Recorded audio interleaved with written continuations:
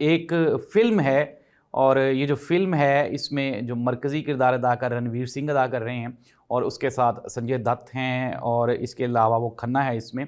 और ये जो फ़िल्म है ये कराची लियारी गैंग के हवाले से है और ये पाकिस्तान के हवाले से मोहतरमा बेनज़ीर भुट्टो की तस्वीर भी देखी जा सकती हैं इस फ़िल्म में। और इसके अलावा इसका ट्रेलर अभी रिलीज़ हुआ है और फ़िल्म आने वाले दिनों में ये रिलीज़ होगी। एक एएसपी थे पाकिस्तान के बड़े दबंग और बाद में वो शहीद भी हो गए थे, तो वो भी इसमें इसका हिस्सा है। और ये जो सारी स्टोरी है ये पाकिस्तान में जो कराची गैंग वॉर है, लियारी गैंग वॉर, उसके बारे में है। और इसकी जो 90% स्टोरी है वो बिल्कुल झूठ पे मबनी है, हमारे सोर्सेज ने पता किया है।